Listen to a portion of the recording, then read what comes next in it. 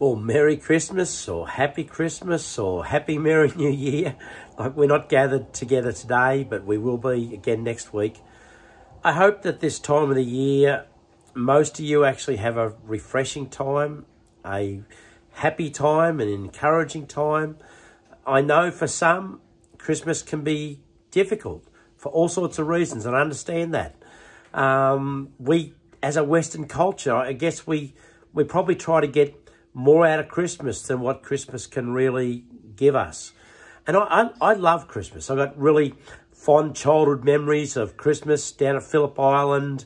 We had a holiday house down there, and the big long jetty at Rill, and cousins and water and sunshine, and catching these toadfish off the end of the jetty, and they'd puff up when you brought them onto the top of the jetty. And on this jetty there was this, like a hoist for loading heavy stuff out of the boats up onto the jetty. And I know we shouldn't have done this, and I wouldn't do it now. But back then, I must admit, we found that machine, the cogs in it, we could turn it into a mincing machine. And we'd put these things when they'd puff up, we'd put them into it, we'd wind the handle around and put them in the cogs, and they'd pop and guts go everywhere. And I know, Coral I'll be in trouble from Coral for that one, but I do have fond memories of Christmas. But Christmas can divide, it can unite. People travel long distances. That Christmas is a reason to get together, that they may not even do it without Christmas and the tradition of Christmas, and that's fantastic. But it does highlight some of the division in families, and Christmas can't put families back together. It can expose division, and Christmas hasn't always united people. In fact, it's even divided countries. In the 1600s, Christmas was actually banned in England, in Ireland, in Scotland, in America. The Puritans were so concerned about its pagan origins that they had Christmas banned. Oliver Cromwell in 1656, through an act of British Parliament, they made sure that the shops and markets stayed open on Christmas Day. Not closed, but open. Churches were banned from having Christmas Day services. In fact, soldiers patrolled the streets, and if you were caught carrying food for a Christmas event, it was taken from you. Now you think, well, that's a long time ago, and it is.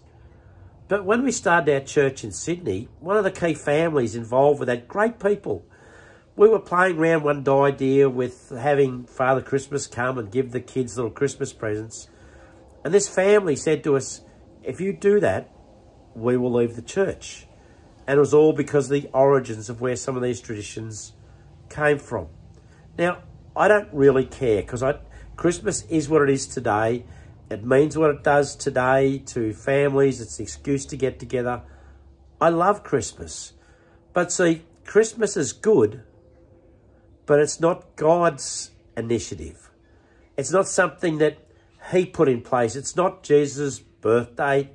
It's not something you'll find anywhere in the Bible that we're called to do. There are things we're called to do, and that's God's gift to us is the village life.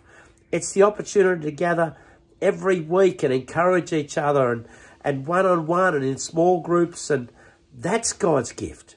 Jesus is God's gift for us, and this thing called church, that's where God wants us to find the things that we sometimes wish Christmas could give us and can't. And that's where I just am so appreciative of the people in Redgum, the amazing people, the generosity right from the beginning when we started.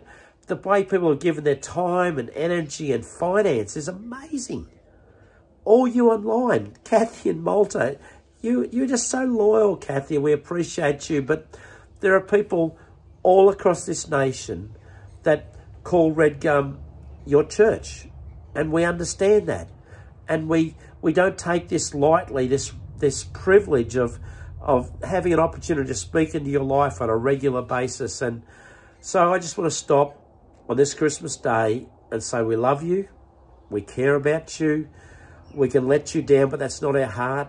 We want to do life with you. There's not one person that we don't want to do life with. We care about every single one of you. And so we gather this year and we meet and we grow and we do all things. But ultimately, it's Jesus at the centre. And because of him, it actually gets to be all that we long for. So thank you, and we'll see you in the new year. Bye.